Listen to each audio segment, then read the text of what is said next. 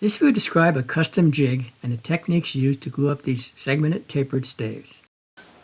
This is going to be part 2 of the video series on producing these segmented tapered stave vases. In part 1 of this video series, I described the cutting of these tapered staves using the Accu-Slice system with the rotating carriage tilted at an angle. In this video, I'll be describing the gluing up of these segmented tapered staves.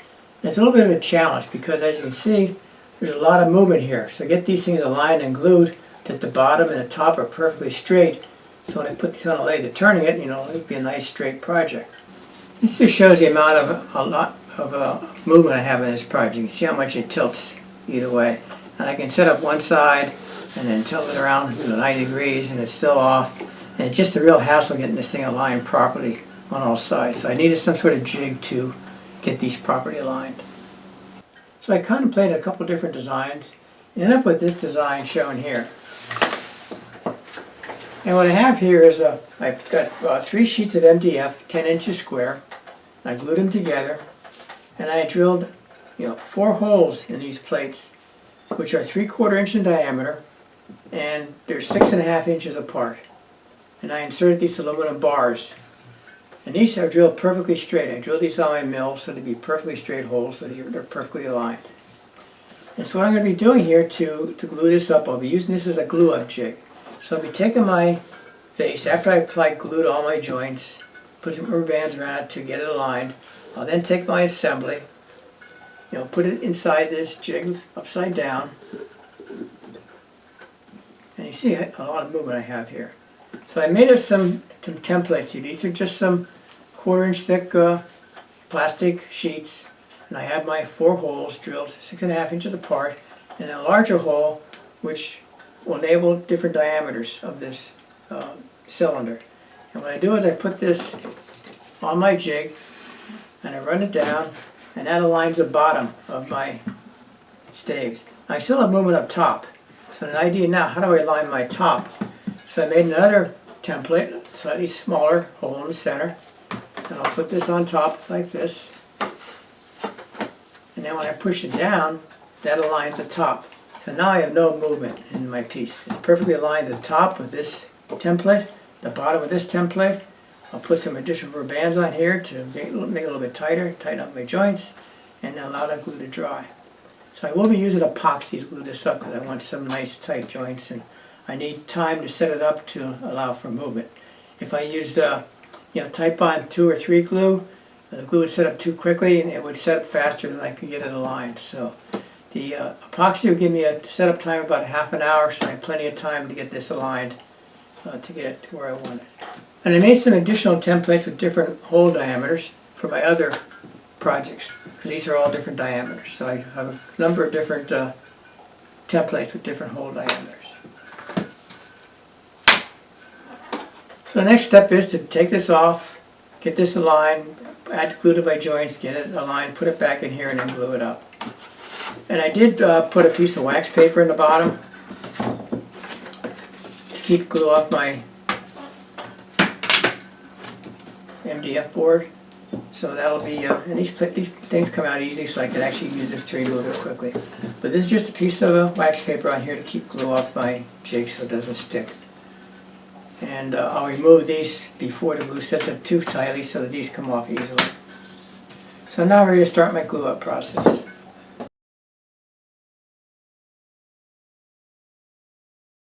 Okay, I'm now ready for my glue up. And what I did, I put a piece of duct tape down here. I didn't use masking tape. Masking tape didn't seem to hold well enough, so I'm using duct tape instead. So I had duct tape with the sticky side up, and I lined my boards all up on there. I mixed up my epoxy. I'm using the West epoxy system once again.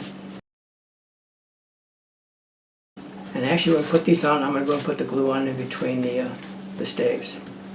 So that's the next step, start gluing this up.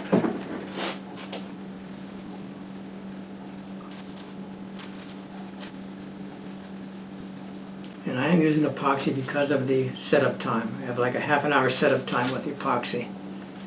With the Type-On 3 glue, I only have like 2-3 minutes setup time. And I am coating both sides of the staves to make sure that I get good glue penetration and coverage. And again, pushing all the way down, making sure I get glue all the way down to the very bottom of the joints. I want to make sure I have no gaps in any place when this is folded together. And once again, I am speeding up this video about 5 times the actual speed, again, for viewing purposes.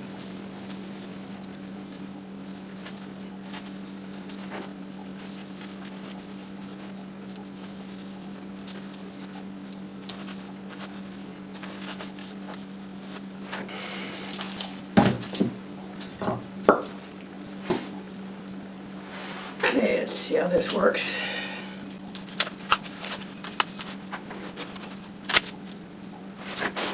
So I carefully lift up both ends of the tape, fold the pieces together. It's a little sloppy, as you can see. Then I put a single rubber band around it to hold everything together. And then remove the duct tape. And then continue to add rubber bands to true up the shape of the finished project.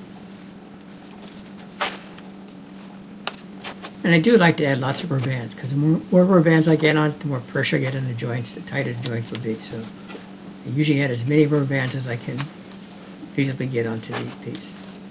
Users have often asked where I get rubber bands from. I get them from Uline.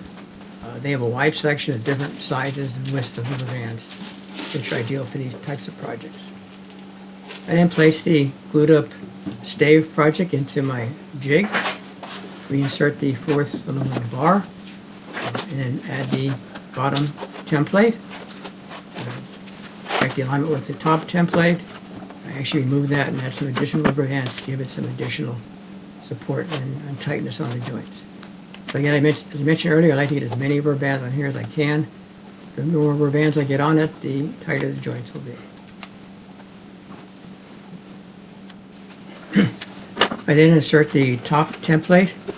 You can see the rubber band was in the way, so I need to readjust or move that rubber band so it fits easily. So I can move that up or down to get it out of the way, and even add some additional rubber bands at the top to make sure that top area is glued properly.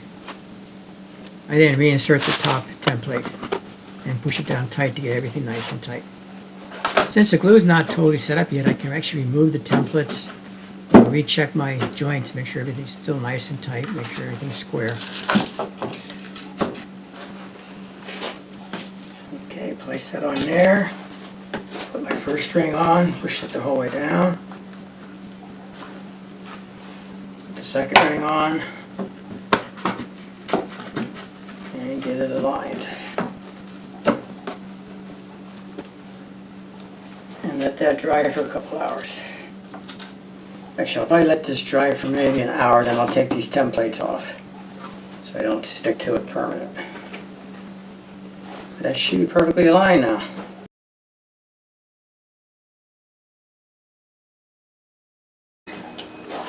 Well, this glue's starting to set up now. It's getting thick. So before it sets up, I want to take these templates off so they don't stick permanently.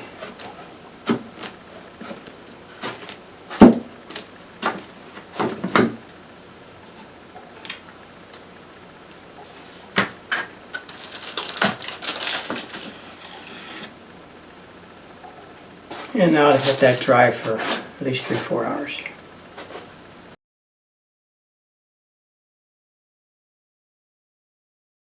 I'm ready to glue up the next one, the yellow heart and tiger wood. Instead I'm using the duct tape.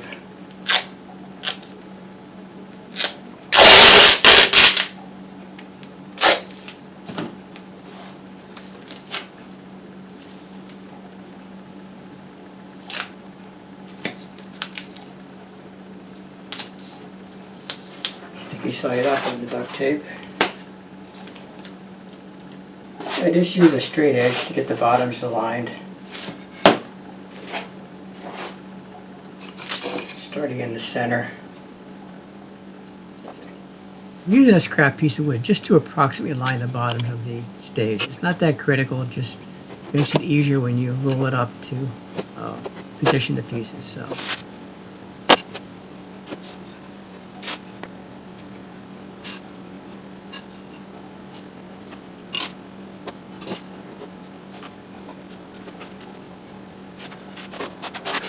So now let me mix some epoxy up and we'll start gluing this up. It is quite important that the epoxy be thoroughly mixed. So I'm using the West epoxy system. Has a setup time of about 30 minutes to 45 minutes max. And once again, I apply the epoxy as I did in the previous example.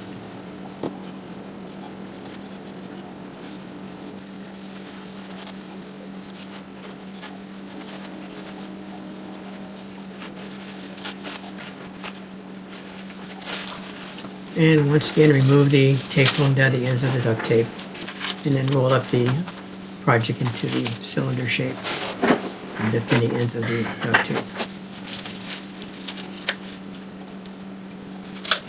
Turn it upright and insert some rubber bands to assemble the system. In this case, I put 2 rubber bands on before I remove the duct tape. And add additional rubber bands as needed.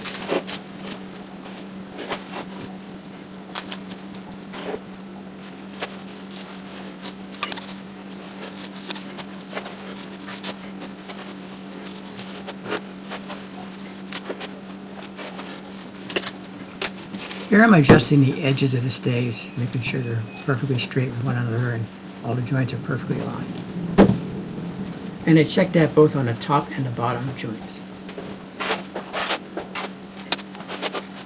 I then insert the glued up assembly into the jig and add the templates as needed.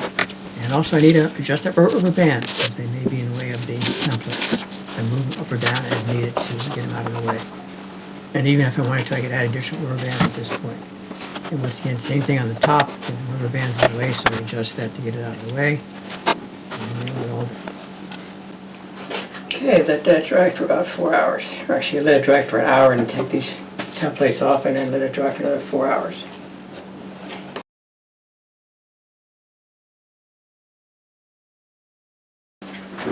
And this is the third and final segmented tapered stave.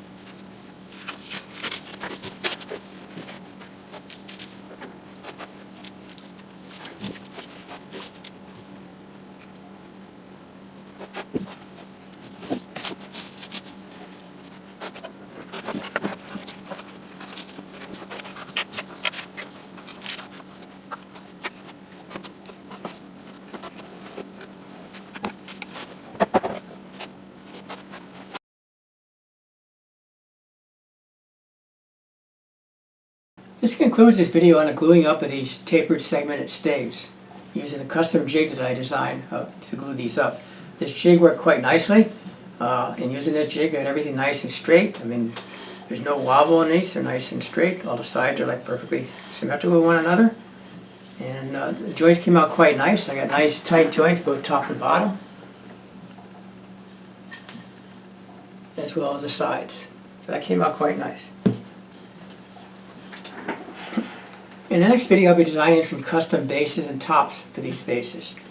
I need to make some segmented top and base pieces. In some cases, I'll be using a solid piece of either purple hard or yellow hard, and maybe even making some fancier pieces with separating pieces. This could be used to create a nice contrast, separating a ring. Or I may just use a single white or dark layer for the separation, just to give some additional contrast when I'm gluing it up. So I'll be working on the next video, designing a bunch of these, cutting these on the Accu-Slice system, make some, again, 18 segment pieces for these tops and bottoms. So once again, thank you for watching this video. If you have any questions, concerns, or comments, as always, please give us a call or drop us an email. We're always happy to hear from you.